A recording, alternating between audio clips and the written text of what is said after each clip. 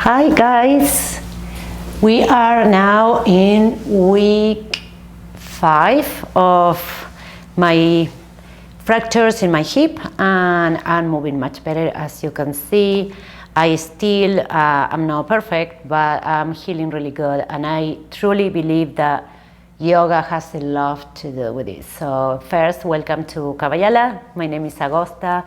I fractured my hip in 3 different parts on May 16, and today is June 15, I think, something like that. So 4 weeks, almost 5. And I stopped using my walker 2 days ago, and now I am way better, but I'm still working towards going back to work and all that. And I wanted to show you other group of exercises that you can try if you are a yoga practitioner and you have hip issues and hip pain, or are like me, healing from a fracture. So you can still do something and feel like you are still participating of this beautiful practice. So because I cannot lay on the ground, I am practicing my exercises with a chair. So we are going to start. So take my time standing up.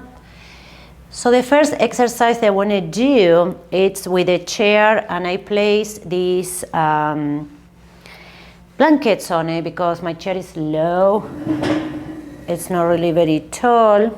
And I'm going to place the feet from, just taking my feet wide apart, about the same distance of the width of the chair, and placing the base of my big toe of each foot and by the feet of the chair, and then slowly using the hands coming down into a forward fold.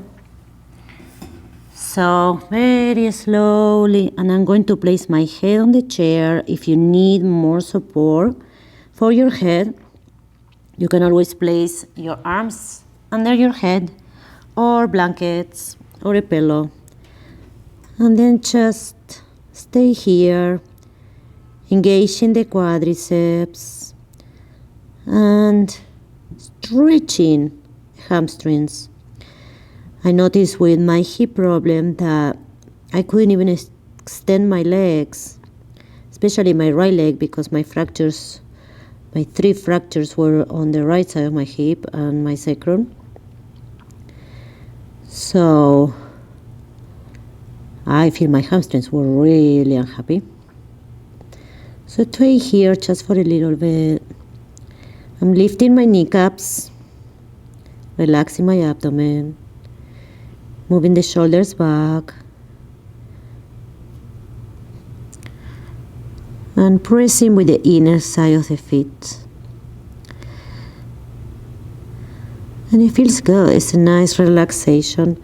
It's a nice position. It's not irritating my hip at all.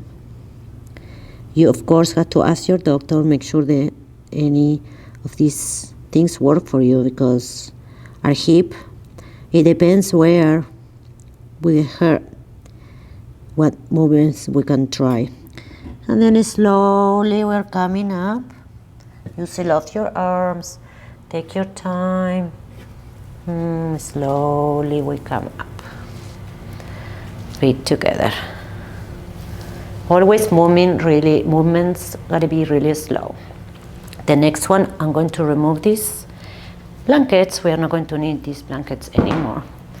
And I'm going to stand behind the chair, practicing the chair pose with the chair. So keeping the feet hip distance apart, parallel to each other. Going to place the hands in the back of the chair and slowly bend. Now here I see, in each pose that I'm practicing, I see how I feel. I'm placing more weight on my arms. I feel that my feet will be better if they come closer to each other, so I try that. Top of the buttocks down, abdomen in, lifting the chest. And just allow that stretching the calf muscles to occur. Pressing down with the heels. Bringing the inner side of the feet down. I feel that in my calf muscles. I really need this. I've been in a bed almost for a month, so I'm so weak. My muscles need this, and I'm sure if you had the same fractures that I got, you know what I'm talking about. And slowly I come up. So that you can repeat these exercises as much as you feel that you want. I'm going to extend my back now. So move the chair a little, placing the top of the hands on the back of the chair, and I'm slowly walking back. So bringing my feet under my hips, lifting the kneecaps, abdomen is coming in, moving the shoulders away from the ears, keeping the head aligned with the arms, biceps by the ears. Oh, I just cracked my back, that feels good. So I'm pushing the chair away and keeping my shoulder blades together. Trying to stay in each pose about 30 seconds to a minute if possible. It really goes quick and it feels so good. These stretches are important for healing. And slowly, all movements really slow, very slowly. So walking a little bit is hard for me. And going to turn my chair and bring the hands on the seat of the chair. Once again, walk nice and slowly. Just my feet back and extend my back once again. This is like similar to the downward facing dog. So keeping my legs extended, I'm lifting my kneecaps, squeezing the quadriceps, the thigh muscles. Abdomen is coming in. And then pushing the chair, shoulders move away from the ears. Activating my legs. I feel like they want to shake. Just the weakness of being ill and being inactive for a little bit. And then slowly walking towards the chair, feet parallel, and slowly extend forward and come up. All movements really slow. I recommend that we move very, very slow, very slowly. That's how I gotta do it. I'm still limping a little, I told you guys, I think. So, respecting what your body feels. So I'm going to sit, and I'm actually going to sit sideways, feet together. One of the things I noticed when I was in the hospital and for many, many days, I couldn't twist my hip, my torso at all.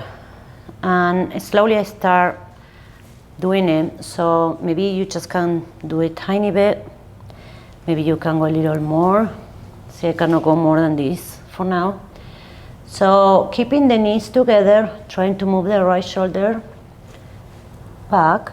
I place my right hand by the left side of the chair and my left hand by the right side of the chair.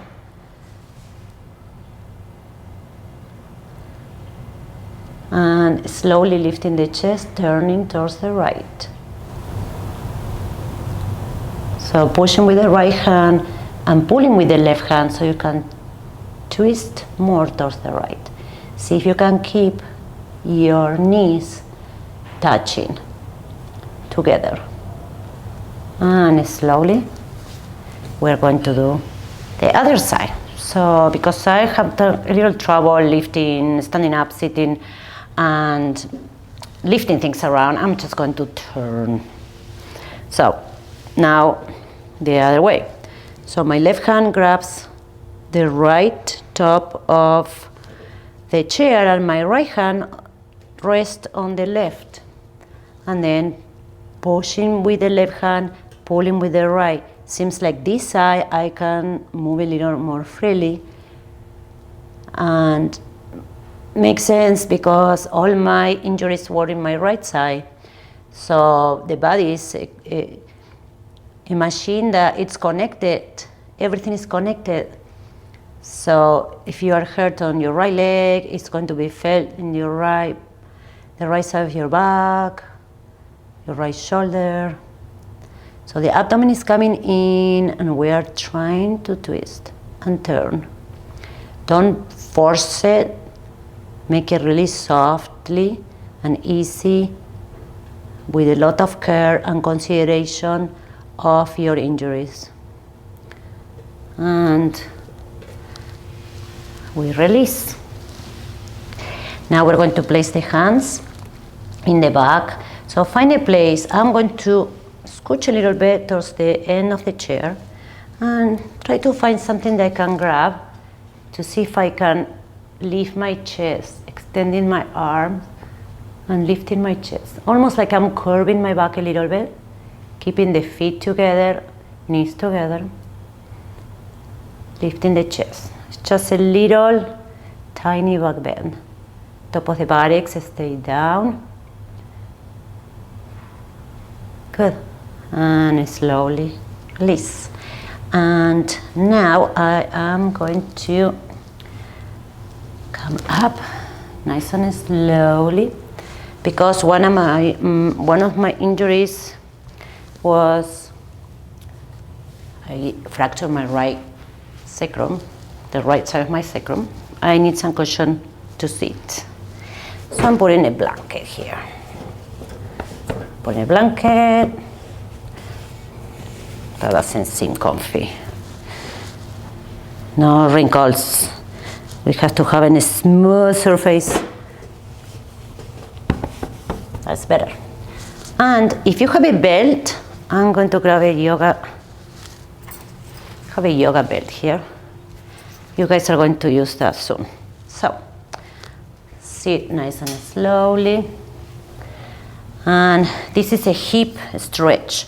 So you gotta see and test stuff to see how you feel. Maybe you're not ready for something like this. Depends, again, what was your injury and your physical level, your fitness level when you had the accident or you got injured. So I'm going to lift my left leg first, which is my side that didn't really go hurt so much. And I'm just staying here, bringing my left foot on top of my right knee. And I'm pretty sure I could go and lean forward, but I don't want to pressure my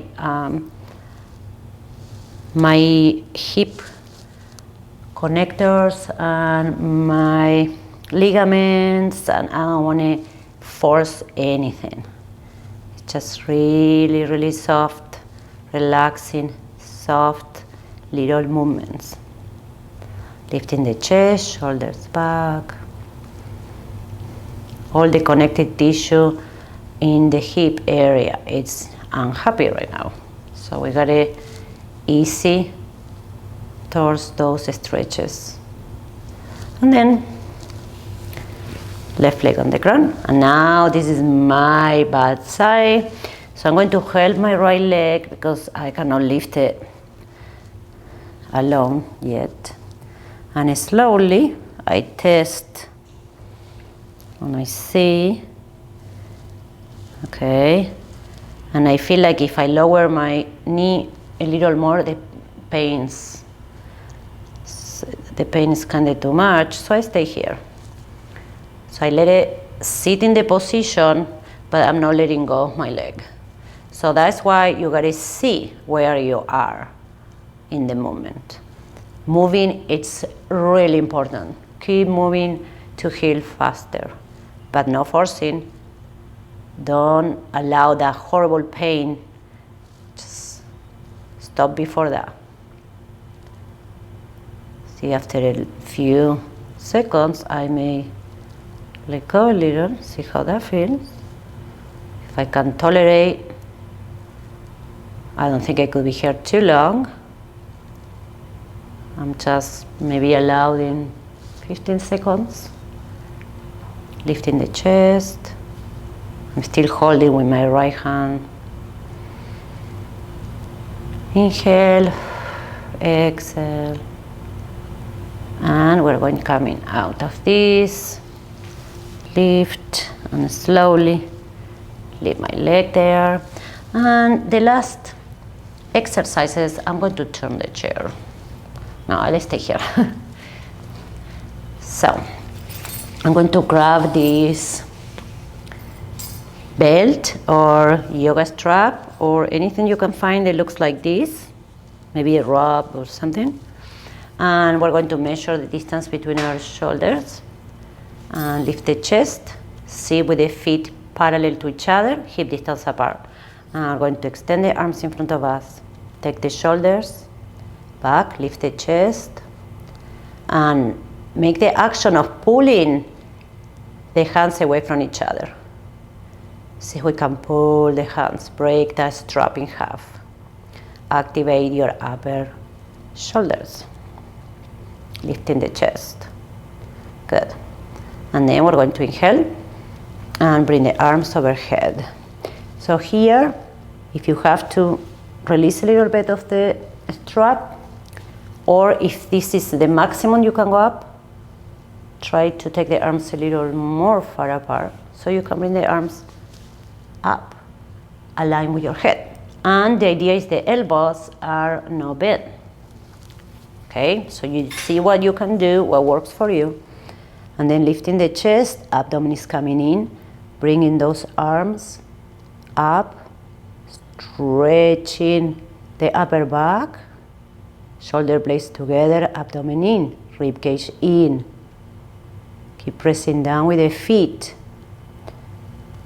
Keep the head aligned with the spine. Feel that nice stretch. Just few more seconds. Shoulders descend, abdomen in. Keep breathing. Extending those arms. And slowly, maybe bringing the arms behind. There you go. Arms, my arms have worked so much because I needed to use the walker, which I stopped using a couple days ago. Yay, I'm super happy. So I'm really, really pushing this to be back to normal as soon as I can. And slowly release. Okay, that will be all. There were some exercises there that I wanted to show you. One thing that you can do if also you want to get even more movement in your hips, it's grab the chair and maybe lift one leg. So this is my bad one. It's really hard for me to do this. And the other one, which is way easier. So just do this a few times. Try to push yourself to improve, but what you can tolerate, respect your body. Maybe just doing 3, it makes a difference. So that's what I do. I go, and push myself to get better faster. That is all I have for you guys. I hope that it helped you, and thank you for being with me during my exercises. That I just can't wait to be back to where I was. But well, you know, life puts you these proofs for something, this test, and we gotta keep the good attitude and fight to feel better and improve our health.